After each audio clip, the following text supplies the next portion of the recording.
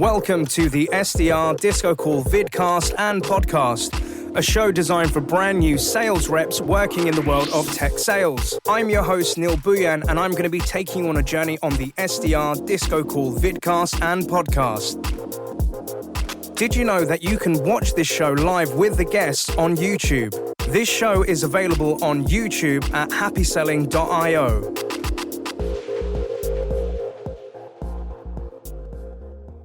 Hello, listeners and watchers. Welcome back to the SDR DiscoCall show. If you're joining us for your first time, or perhaps you're a returning traveler, this show is all about the world of sales development on tech sales.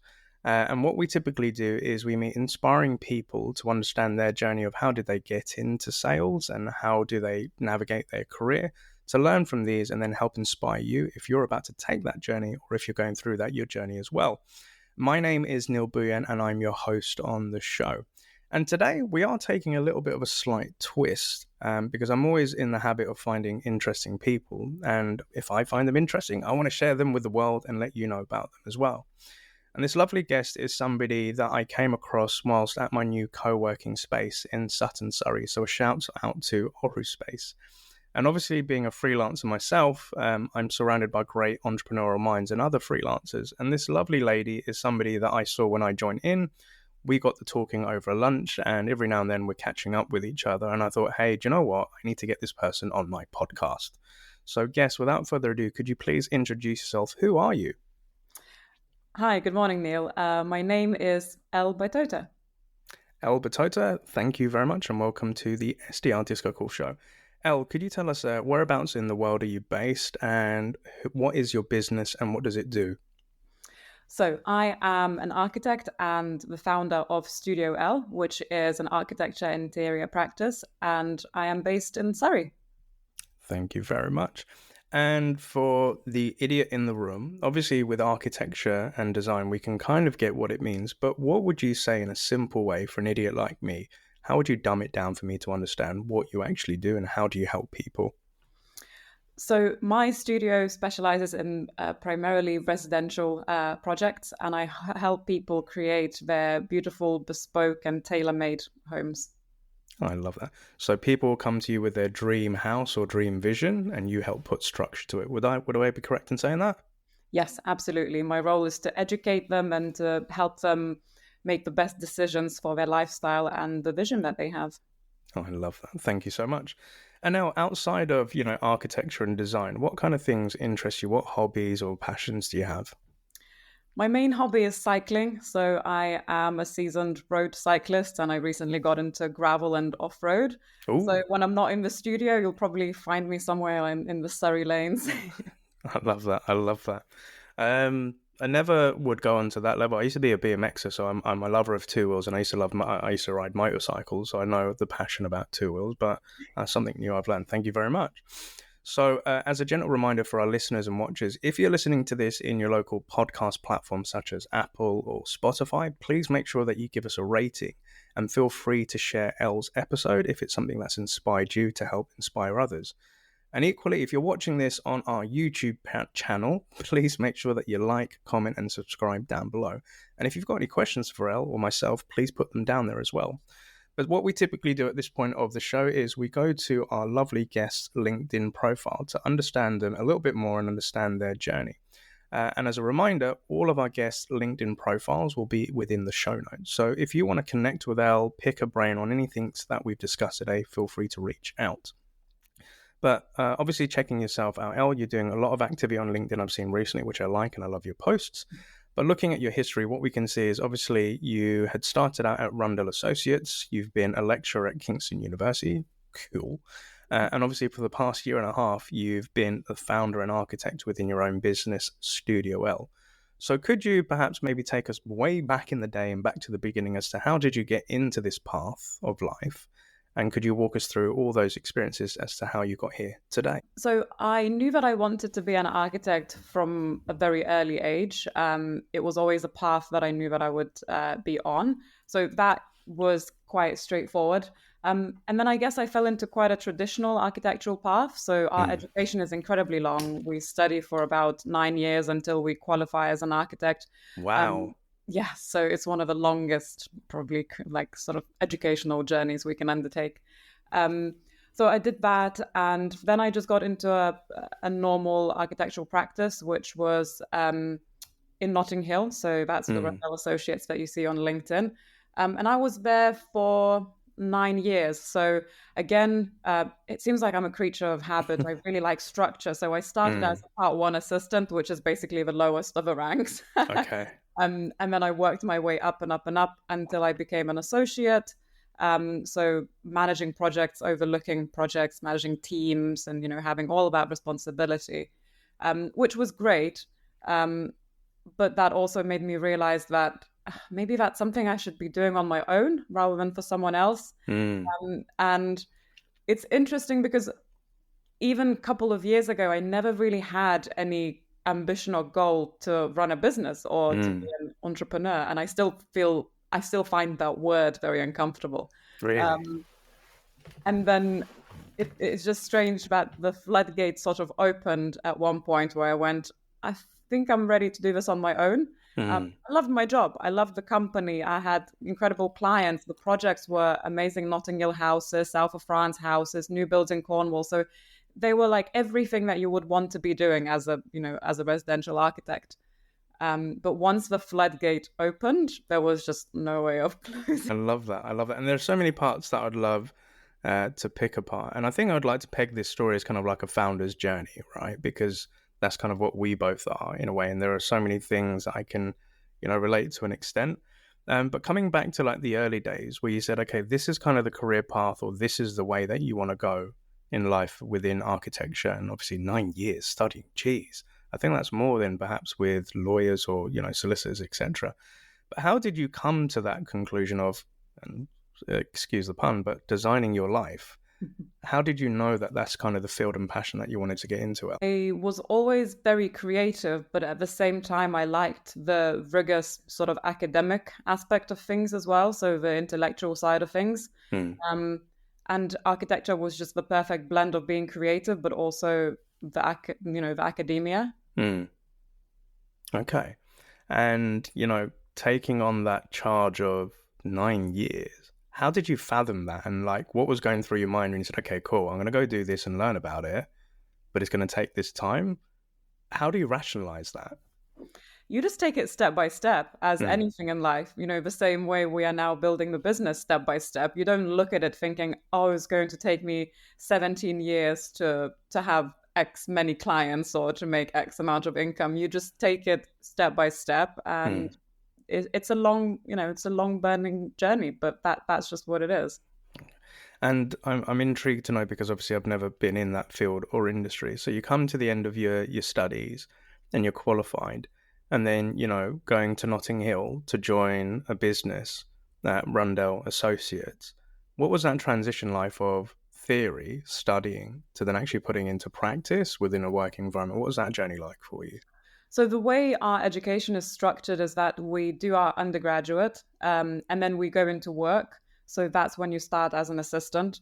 Hmm. You do that for 1 or 2 years, and then you go back to do your master's, and then you go back to work, and then you go back to university. So actually, you are always kind of working at the same time. And I Hmm. chose the path where I needed to work. So actually, even through education, I was always in practice at the same time because, financial pressures, realities of life. Yeah. So you do start working, at the same time as, your other friends and different careers, but it just takes a very long time until you actually are qualified. Hmm. I love that. And what would you say were, whilst working within that business and, the parallels of studying as well as working, which I think is really great because it gives you the experience, but also to apply what you're learning within that business. But what would you say your key takeaways that you learned within that biz to, ultimately help you launch your own biz? Like, what were the key life lessons working in that industry to then help you come about thinking about building your own biz? I think everything you learn, everything you need to know professionally, and you develop personally, the confidence and the ambition to do those things. I I know that some people sort of jump straight into starting businesses when they're very young, and maybe Mm, that's just something certain people have within them. As I said, I didn't have it in me. So having all those years of experience and, managing clients, having the conversations, writing the emails, having the issues, solving the problems, that was my way of building the confidence that was mm. needed. I love that. And it's timely said that we're having this conversation because I was coaching somebody earlier this week, and I'm not going to mention any names because of privacy, but this person is somebody who's, relatively younger and they're working within a great business, but they've got this hunger and they've already done it to launch a side hustle, and it's within a creative space. And when talking to them, their side hustle has only been around for 2 months, but they're now starting to get this lull with their current 9 to 5, and they Mm. just want to kind of let go of it and just go full hog into their new biz. And kind of the advice that I had for this person was, I know that feeling, but I kind of said it as, you're currently in a place where you're able to learn and test and learn all the skills that you need to really do this thing on your own. And if Mm. you can do both, great. Because here's kind of university of building business while working in a business that's already established to then help you learn. But we kind of go through this honeymoon period when we launch a biz. We're like, okay, we've launched that, we've got a name, we've got business, we've got potential clients coming along, and doing a 9 to 5 just bores the hell out of me when I wake up in the morning. I don't want to do that shit anymore. I just want to go do my stuff. And I think what you've said is, learning those emails, learning those conversations, learning how to do this sort of stuff can help you do it on your own. So I'm really curious to know what was the catalyst, like after working all those years within there, to say, right now I'm ready to go do my own biz? What was that? What was that changing moment? I think once you've sort of ran a couple of projects and you've faced a lot of the issues which you think will be quite repetitive issues, um, and once that confidence gains, so you're sort of filling your cup, all those years, drip, drip, drip, you're Hmm. getting these skills. And at a certain point, I think that cup is full where you go, huh, I think I could just, I think I could do this, Hmm. without other people overlooking. So I think that's what it was. For me, it was always the big urge for independence. Hmm. I just wanted to do exactly what I was doing there, but on my terms, like on my schedule. Hmm. Um, I lived a commuting lifestyle, so 3 hours a day minimum on trains, from Wow. Surrey to Notting Hill, and I think all of that just takes toll. Hmm. Also, lockdown obviously showed all of us that there is life outside the standard office walls, which wasn't Yeah. a concept before, and everyone was, no one had any notion of life could be something else than. So I think it was the perfect storm of like the confidence, the new way of life, and the urge for independence that added Hmm. up for me. I love that. And I can definitely relate in terms of, as you said, like on your terms. Can you do this stuff, but you want to do it on like your schedule, the way you want to do it and run it. And I also agreed, like the pandemic and lockdown gave us a lot of time to reflect and give us perspective as to, do we want to still be doing this stuff all of our life, or is there another way of doing this? Um, and yeah, the commute 3 hours, geez, like back to back, that's a toll on itself. And I think you know I kind of, when I did this like 6 years back of making the leap of launching Happy Selling, I remember working in a tech company and I was really happy in the role. I loved the company, loved my colleagues, loved all the business. But this was a funny thing. I remember once we was in our quarterly business review, or sorry, end of year review, and they're Mhm. talking about the financials, the company growth, where the company's going. And I just see like on a couple of slides all the millions that this company was making and that we as a team were helping them to benefit. But the weirdest thought came into my head, Elle. I was like, we're making them millions, but I only get a couple of £100 or £1,000 like in a salary. I was like, this doesn't make sense. And it's kind of that idea of, when somebody like myself who's renting, in essence, I'm paying somebody else's mortgage and asset. I'm like, could I not do that for myself? And to your point, going through a couple of projects. So my job back then was to onboard customers, get them live on the software, and give them like training. Um, and you face difficult people. You face projects that stall. You have, objections coming up. You've got software that doesn't switch on when it's supposed to switch on, and you have to deal with a lot of obstacles. But the more you do it over and over and over again, you then start thinking to yourself, maybe I could, do this for myself. And kind of what came about with me, Elle, was that was my job with customers. But what customers started doing was, Neil, we love the software, that's cool. How would you do this sales technique? Because our solution was selling to salespeople. How would you do this sales strategy? How would you write a cold email and stuff like that? And I'd be like, Elle, I don't get paid for that, but I'm happy to help you. But because it kept happening over and over and over and over again with every customer that we was implementing with, it then tweaked into, maybe I could get paid for this, and making that leap. And coming to back to yourself. So obviously you've launched, your business. What was that feeling like when you said, okay, I am going to do this on my own? I've registered my company. What happened then? Like, what was going through your mind, and like, how did you handle it? It was really scary. I'm not going to lie. It's a very, very scary step. And even before the moment where, you register the company and, it's your last day of work and you go, okay, so what happens now? Yeah. What happened to everyone who has launched a business? Yeah. There is so much soul searching that goes behind the closed doors before you even hand in that resignation letter. There's so much self-doubt. There's so many questions. You try to plan the future. What happens in the worst case scenario? Who pays the mortgage? What happens? Is this a death sentence to my career? It gets very dramatic sometimes. Yeah. In your head, right? So it was really important to find the right people to talk to until you're blue in the face and you've uncovered all those worst case scenarios to go, actually, the worst that will happen, you will just go and find another job. So, and then you go, okay, so actually it's not that bad. It's not that bad. So there was a lot of that. And could you tell me more a little bit about like that soul searching? Like, what were those thoughts, and how did you get to a place where you're like, okay, cool, this is fine? To me, I like structure. I like lists. I like goals. So for me, it was an exercise of writing a lot of things down. So pros, cons, writing down, what you're currently making, what you think you will be making, what can you cut down on. So a lot of it was just, practicalities of life, just trying to rationalize, okay, so if I wasn't taking in any money whatsoever, how long would my safety net last for? Like, what's my runway? So it was a very rational approach. And I think you have to do that, because if you don't do that, that's when your mind goes, into the really dramatic scenarios where you end up homeless under the bridge. But actually, when you write it all down, it's very unlikely that you will, or you will stop before it gets to that point.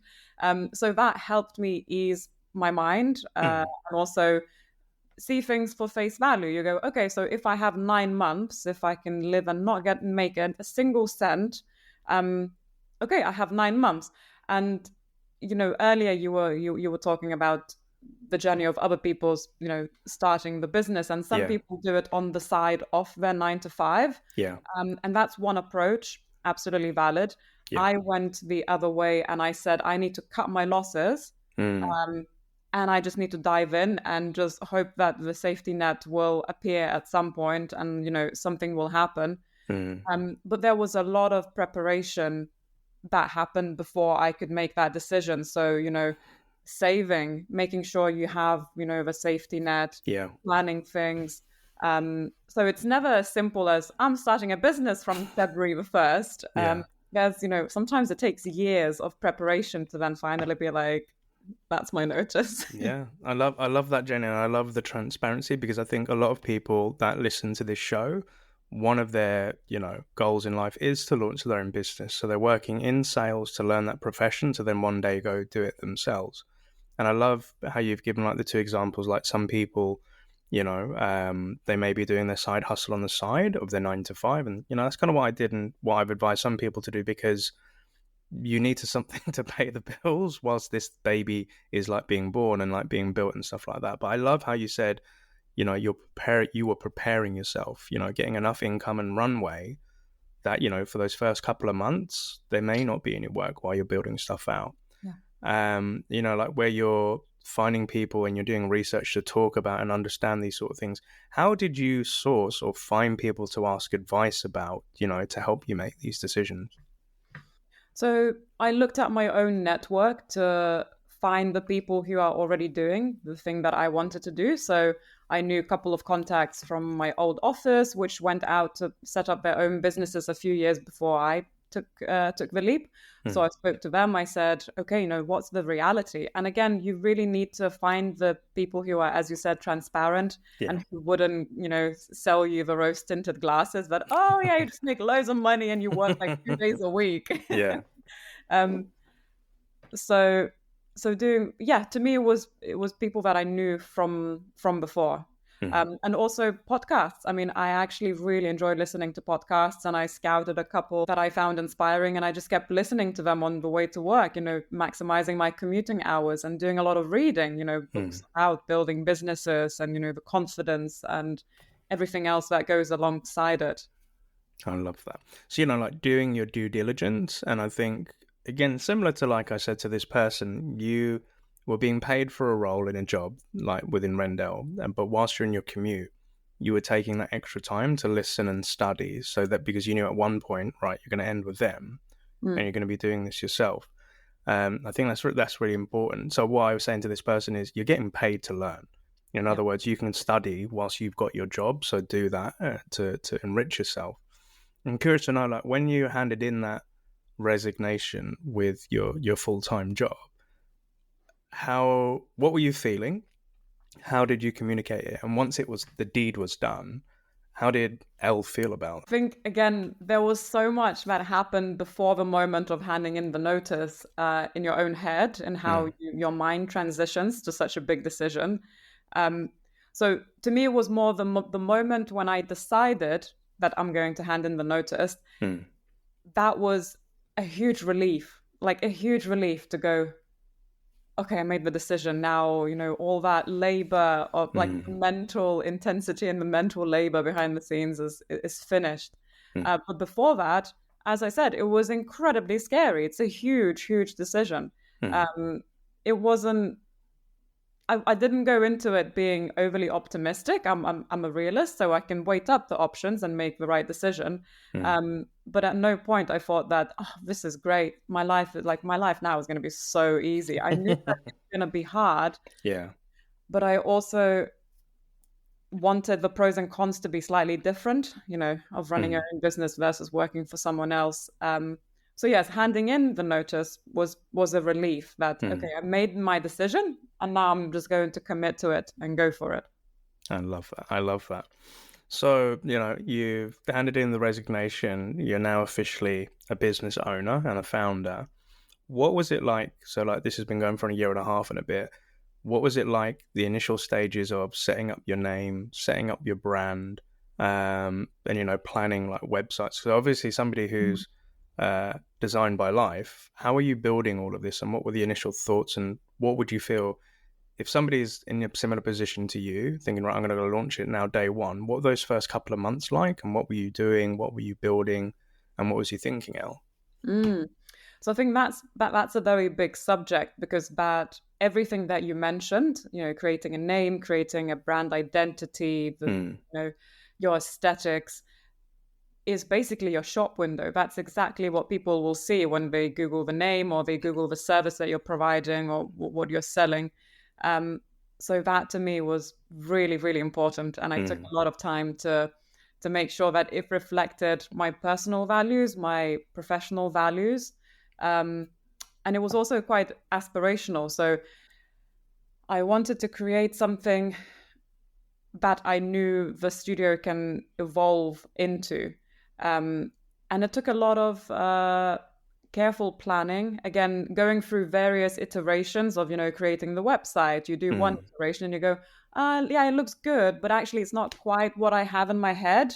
Yeah. And then you need to go back and like redo things and then redo things. And then I found that developing my sort of the brand it's an ongoing journey, and I'm still Hmm. doing that now because as my confidence grows, then I have to feed that back into my messaging and my visuals and how do I appear, how do I sell myself. Mm. It's a long burning game, I think. Yeah, 100%. I totally agree. Like when I launched Happy Selling, it looked completely different using Canva templates and all of that. And you're trying to find yourself. And I think what I found really difficult was detaching Neil and the company name and brand, because it was kind of a mesh, because I didn't really know how to present my shop window. But I think if anybody saw the original shop windows, it looked like a charity shop. It was just an eclectic mix of different stuff going down. And a lot of feedback that I got from my early mentors is just like, Neil, when I see you on LinkedIn or I see you on Insta back then, it's really hard to pin what you do or Mm. what you offer, because you're doing so many things. And my ego was just kind of like, I don't give a damn what you think, dude. I'm just doing what I love doing. So people will figure out if they can get it, right? Which I know is a bit more refined nowadays. But you're trying to find your identity, and you're trying to find yourself within that. And obviously how you present yourself, how do you pitch? Because I think it always differed whoever I was meeting on a client side. So when they said, Neil, what do you do? And it was kind of like, I do a lot, but what is it that you need? And like, how can I help you? And it was those iterations. So it was originally sales training, and the slogan I used to help was training the future sales rock stars, right? But that could have been onboarding. That could have been building, a compensation plan. That could have been how to do prospecting. That could be how to hire. It was so many things. And in the early days, like I did all of those things. Like I remember my first year, I was working 3 different contracts. So one was actually doing a sales role for a software company. The other one was being a sales trainer for a company called Winning by Design. So I was learning a new methodology and training their clients and customers. And the other one was 1 day a week being a sales coach for a young biz dev team based in Moorgate. My brain was just going all over the place because I was doing so many things. So my question to you is, as you mentioned, this is iterations. How did you mesh together, Elle, your values and your passions, and how you built your shop window? How have you been doing? I think the best quote that I keep referring back to in these sort of cases is, done is better than perfect. Mm-hmm. And you just have to start, because if you overthink it, you're never gonna have a website or LinkedIn or Instagram. So you have to just take the plunge, just do it to the best of your capability on that particular day, and leave it and just walk away. Because it will never be perfect the first or second or even the 15th time around, because you will always want to improve it. So just whatever resonates with you, just put it out there. And then you'll keep, chipping away and going back to it. So the way I started is, obviously I knew what I was good at professionally. So I knew my niche, which was high-end Notting Hill country houses, holiday homes, that sort of that language. And I like that field. I like the clients. I like the work that involves. And then personally, then I went, okay, but also I have a visual language that goes alongside that. So, I like my sort of Scandinavian style. I like sustainability. And also I know what sort of service I want to provide, which is incredibly bespoke. And I want to empower my clients to make the right decisions. And I want to empower them through the education and help them make the right decision. I'm not designing their homes for them. So then once you write those key elements down, you go, okay, so what kind of text do I need to illustrate this? What visuals do I need to illustrate this? And you start just pulling it together, and it won't be even like good enough the first couple of times. You'll always look back and go, oh, I can't even read this. This is so like, yeah. But that will only come with confidence. And exactly what you said, I think when you start, you think you have to be everything for everyone, because you just don't have the confidence to say otherwise. You go, anything that comes my way, I'm going to take it, and I'm going to do a little bit of selling, a little bit of design, and of this and that and that and that. And as you said, you go, no, you tell me what you need, and then I'll You'll figure it out. Yeah. Like that, right? But don't be hard on yourself, because there is no other way. You can't, to start anything, you need to be really bad at it first, and only Mm. then you improve. Same as with, sport is a good example. Yeah. Any new hobby, any sport, you're going to be rubbish when you start. Yeah. But that's the baseline. And then you get better and more strategic. It will be the same with the business. It only comes with time, confidence, knowledge, and experience. I love that, eloquently put, and I've learned a lot within that, and I can relate to a lot in that. And I think, it doesn't have to be polished, it doesn't have to be perfect. And to, to your point, there are a lot of things that I look back on in terms of content I've created or posts or videos, and I cringe. I'm like, oh my God, no, what the hell were you doing? What were you thinking? But equally, I'm proud that I started at that point. And it's kind of like an example, like when it comes to social and posting, etc., and like promoting your brand. I put it akin to like a newly designed house, right? So on Instagram or whatever social media platform, people don't really care about the end product too much. It's great to see a mansion, a house built with all the lights and everything. Okay, it looks nice. But what's more interesting for people is, what did the property look like at ground zero?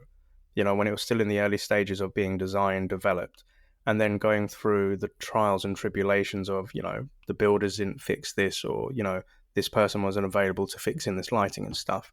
And then seeing it being changed over time. People like, and it's kind of like, and I'm rambling a little bit, but it's kind of like, those fitness photos where you see somebody that was perhaps not at their ideal weight, and then they have this body of Adonis. People like to see the before and after. And I think it's the same with, launching businesses. People want to know, what was the founder's journey? How did it start? Why did it start? What did it look like in the early days? To then having this, nicer version of it, right? And I loved what you said with, like, don't be so hard on yourself. Mm. And, in the early days when you're trying to be everything for everyone, it's normal because you're trying to figure out, what are you really good at and what do you like doing and what you don't like doing so much, right? Because now, like back then I was doing everything, and now I specifically say, no, I don't do that. There are great people that do, and I can introduce you to them, but this is what I focus on because those are your core values of your business. Mm. But I'm equally interested to know, so you've launched your business, you've set up your website, you're putting your name out there, and then you get your first customer and client. How did that come about, and what did it feel like when you acquired your first client? Oh, then it gets scary again. It's like it never ends. I think at first you are freaking out because you have no clients. And then you freak out because you get that client and you go, oh my gosh, now I actually have to do something. Yeah. And you think it's going to be, you're going to jump through one hurdle and then things will be good. The grass is greener. But then it never is, because it just comes with a whole new set of problems. You go, oh, right. Okay, so now I have to write a contract. Mm. Okay, I'm going to write a contract. And then you do that. So it never quite ends. But as I said, it was a little bit scary because there's so much self-doubt that goes with running your own business, which you probably don't realize when you work for someone else as much, because there's always that safety blanket that someone else might spot my mistake, or I can just, brainstorm with other people. I can ask for advice. And all of a sudden you are wearing all the hats under the sun and everything is on you. So if you missed something, it's going to come and bite you. And it's a lot of weight on your shoulders. So you are bound to do the absolute best work that you're going to do, because half of it is just like being scared. Yeah. It is, and there is a lot of fear, and I can totally relate to like having no customers and like, oh my God, I got my first. Wait a minute, I got to write the terms and conditions, and okay, Google template for contract. How do I put this now? Is this legally binding? Is this legit? Well, wait a minute, GDPR, do I need to? There's all these things that go into it. Yeah. And, it's when it comes to sales, for some, for a lot, it's a baptism in sales and learning sales. I look back at, I've still got copies of like my first proposals I sent out. I'm like, dude, you were lowballing yourself. Why the hell were you so cheap? Because I didn't have a point of reference, right? But from one founder to another, when you're doing these commercial discussions, how was it for you, and how did you learn to have commercial discussions? And kind of like, what were your key takeaways from talking money against a service you're providing to somebody? How did you handle sales conversations? It's a huge learning curve. maybe because I'm in a creative field and we have a big tension between, creative and commercial. And by commercial, I mean, we're probably on the same page by just sort of sales and pitching and Mm, fee proposals and, the normal stuff of running a business. You mm, are going to get money for your service.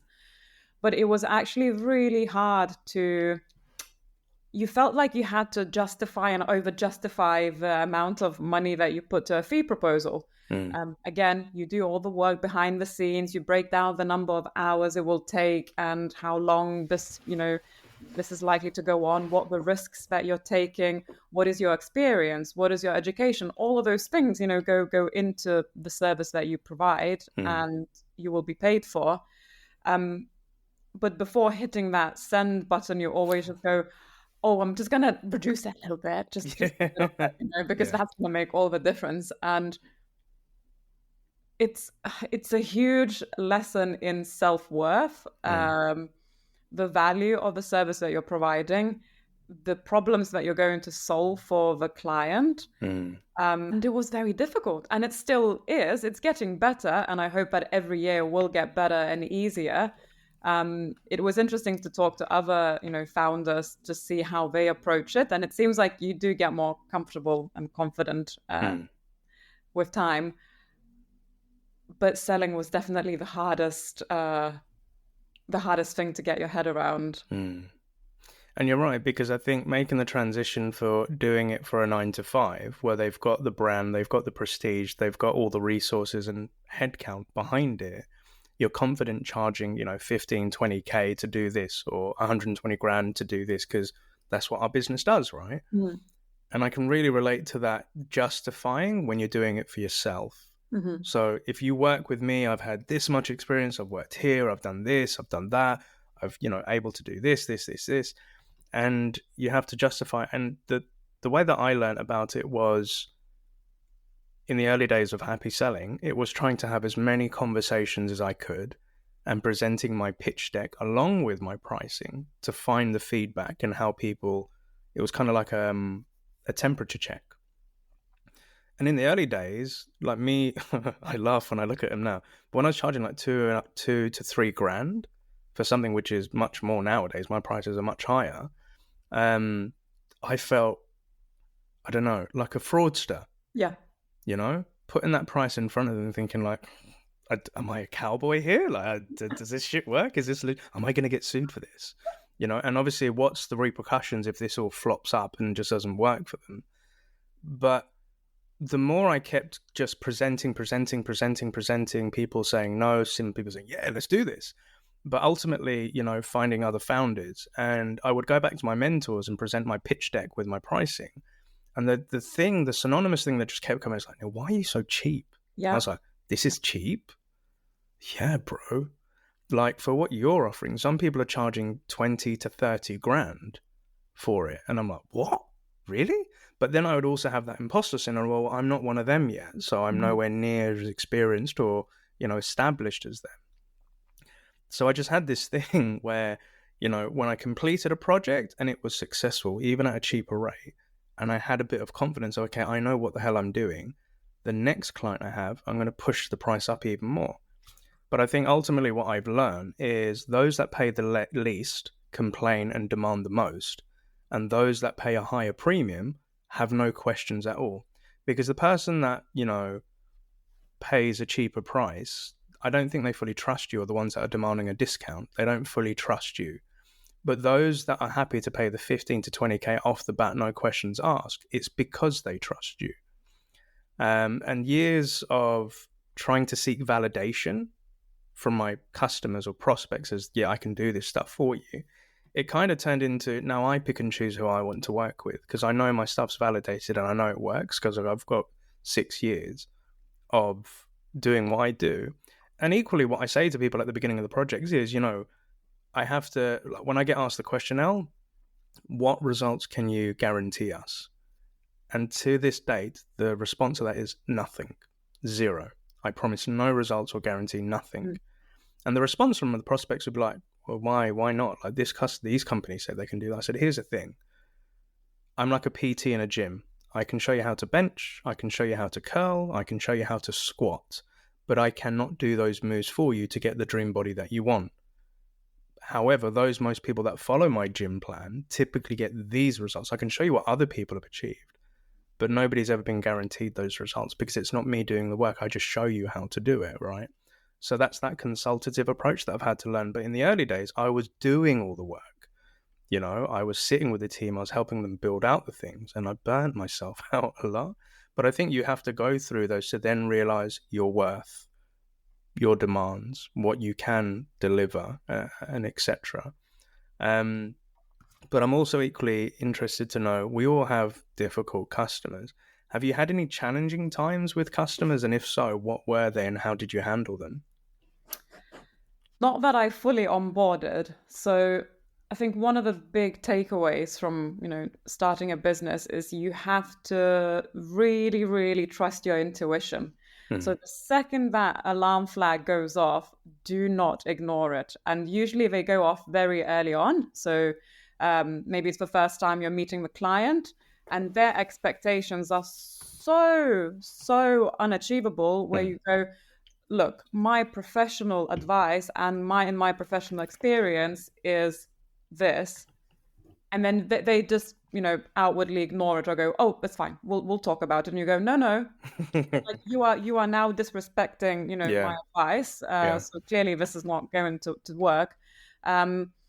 So usually you can pick out very quickly just by it's a gut feeling where you go, whoa, no, this client is it's just not worth the time. And also when things do not add up in such a big way, you don't even want to pursue that client because they are going to disregard your opinion. You just end up in a lot of trouble. So,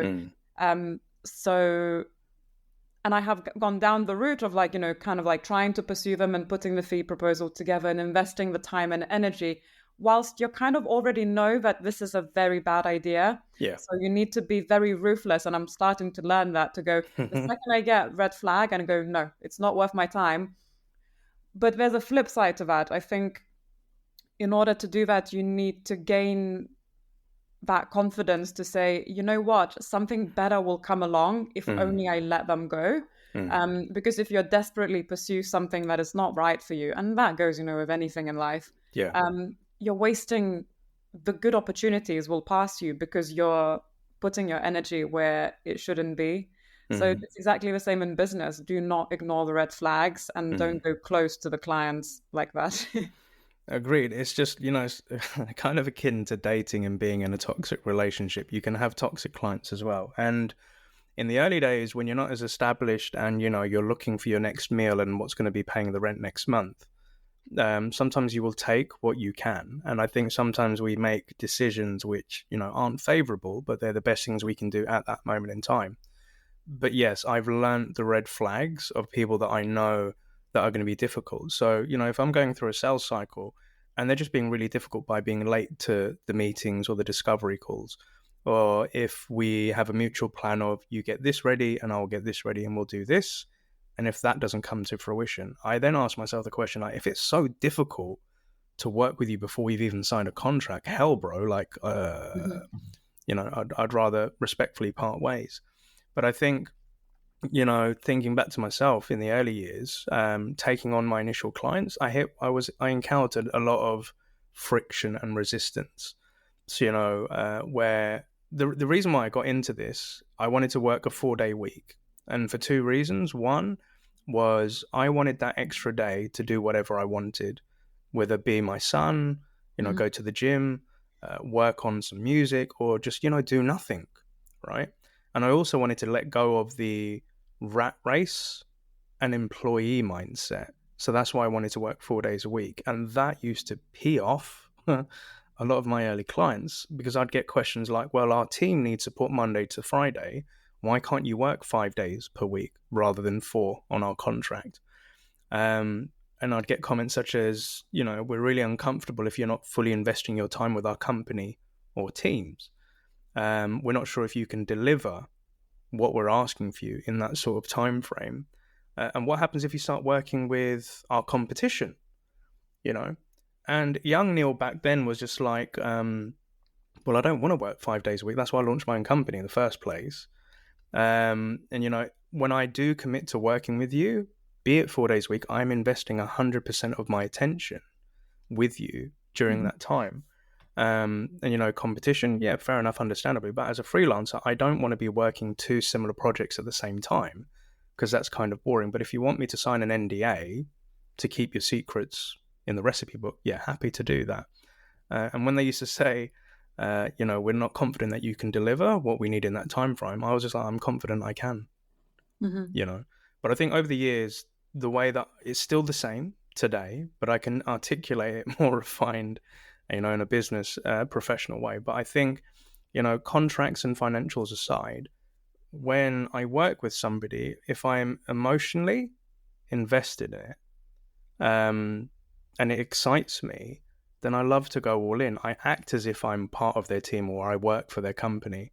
But, I have heard comments of, well, he's just a freelancer or he's just a subcontractor, like he's not one of us. And I used to piss off HRL because I wouldn't be abiding by their rules. I wouldn't have to be doing performance. Like, no, I don't work for your company. And my mantra has always been, I don't work for you and you don't work for me, but we work together. I like to Mhm. collaborate and I like it on a level playing field, right? But I think you have to ultimately remember why you're doing what you're doing. You have, your own conditions and values as to how you're going to be working with people. And I think those that are not happy with it, they're lost.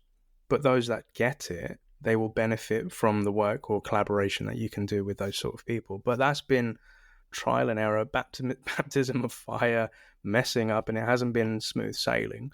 But I think a question I'd love to ask you is, how do you define your core working time and how do you detach from it, and how do you make sure that you have firm boundaries with your customers when they're working with Elle Studio? I try to be very strict with it, and it's working out very well. So I do work 5 days a week, but it is sort of 9 to 6.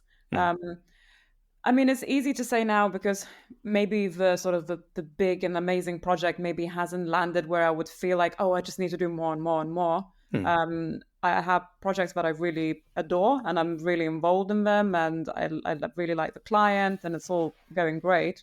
Um, but I don't want to sacrifice my life. And that was the reason why I, left the corporate world in central London. And now I'm mm. so perfectly happy in Surrey and my evenings and mornings, where I can faff around.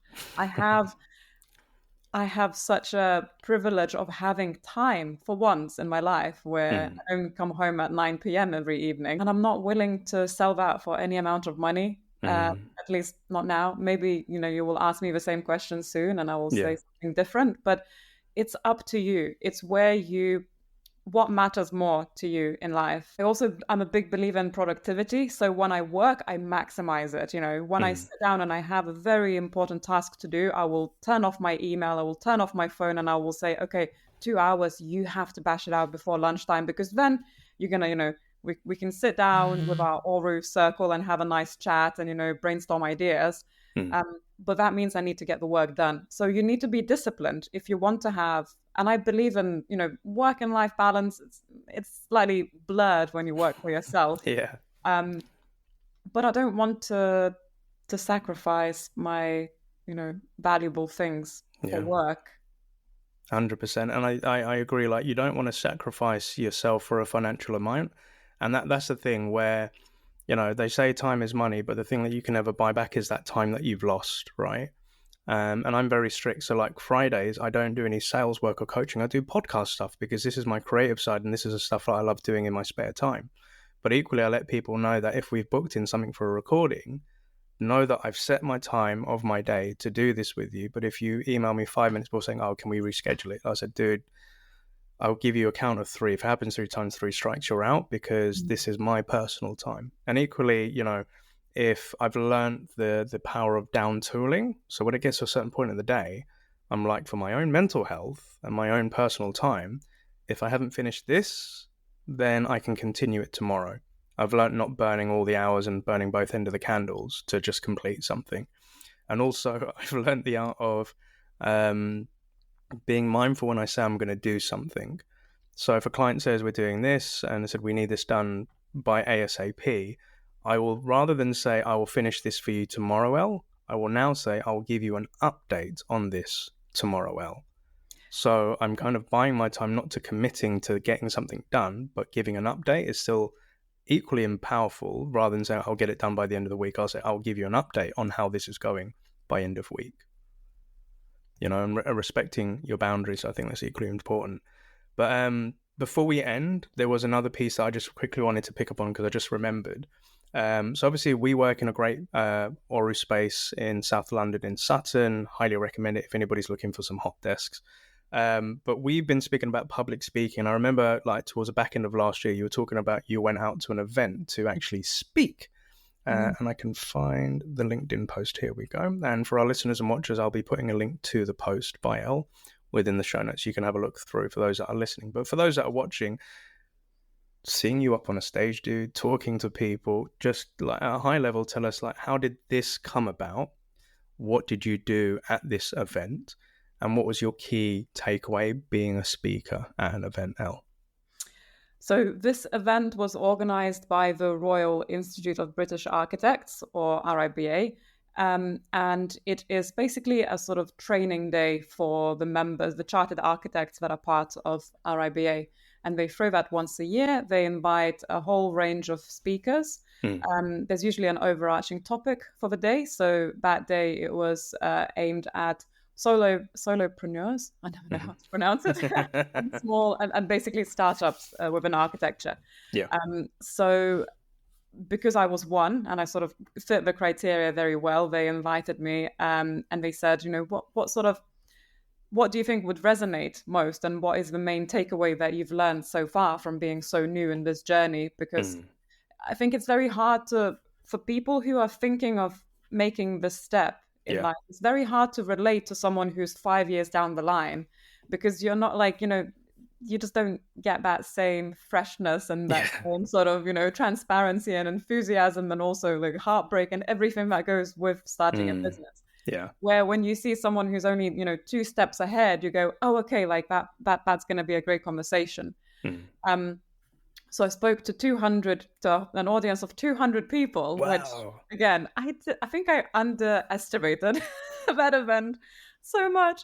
When I saw the auditorium, I went, right, okay, so there's going to be a 7-foot face of me behind me, and I'm talk to 200 of you.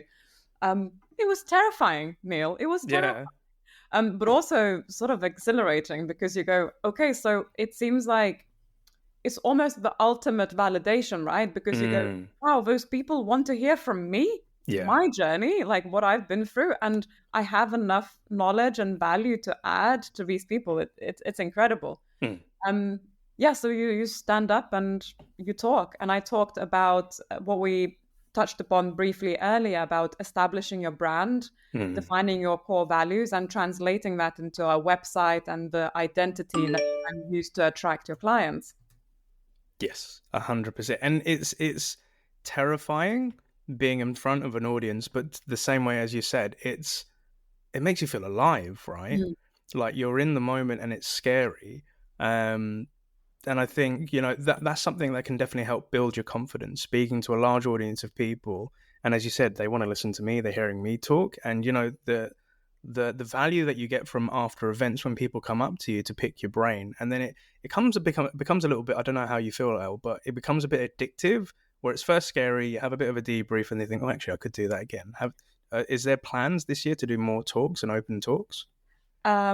I am so open to it. And I think it's another valuable lesson in how one door that opens then leads to many other doors. So, after the event, we spoke, and then you said, hey, come on the podcast. Yeah. Brilliant.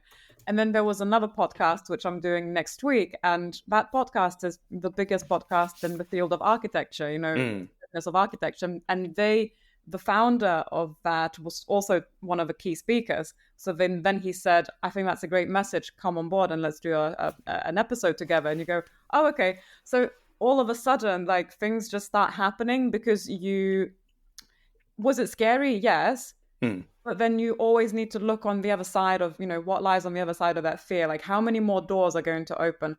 How many people will engage with you? There were so many people that reached out after the event, which was incredible. Just, people that are just starting their businesses or thinking of starting and saying, I really liked what you said. And, it was inspiring and, just wholesome. And you go, this is amazing. The fact that we can do this. It's really good.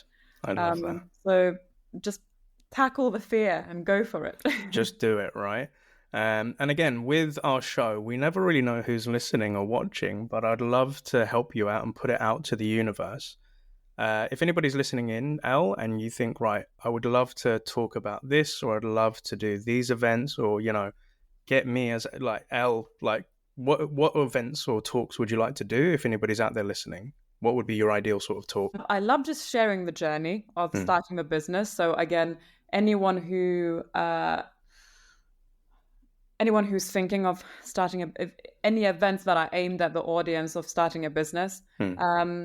I love also empowering and encouraging women, especially in construction. It's such a male-dominated field, so and there's a certain amount of confidence and mindset that goes with it. I'm also involved in education, and I teach and I'm a lecturer. So also young people who are just, it doesn't necessarily have to be creative or in architecture, but just sort of showing people your journey. You come from X background and then you end up there.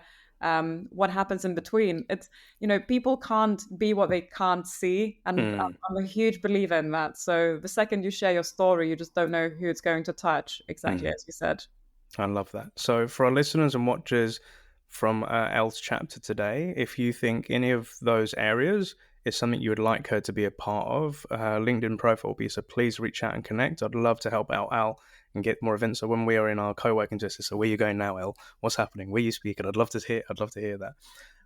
But as we've come into the end of a beautiful story with yourself, and I've loved this episode here today, Elle, if you could go back to that young Elle many years ago who's just about to embark on this journey, what 3 bits of advice would you give to her?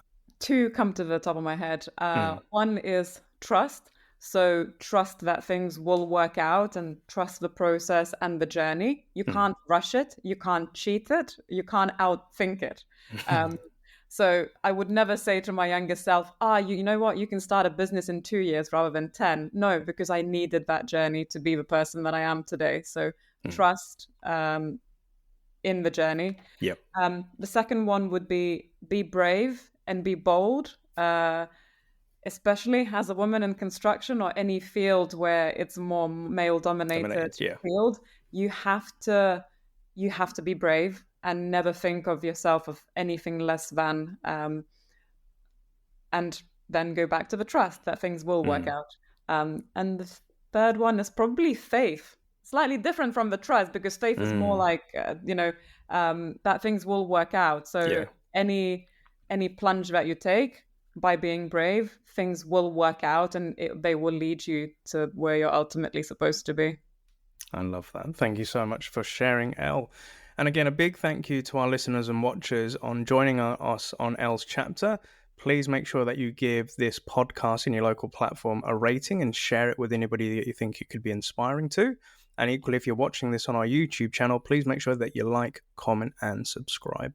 But Elle, thank you so much for coming on board. I'll probably see you in the co-working space in Oru next week, and I'll be shaking your hand and say thank you so much. But again, your LinkedIn profile will be in the notes.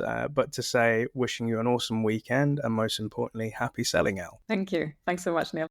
Thank you for listening to the SDR DiscoCall podcast today. We would like to get this message out to more and more sales development reps, so please like, comment, and share in your local podcast provider. If you don't want to miss a show, you can always send a blank email to SDR DiscoCall, one word, at bcast, which is bcast.email,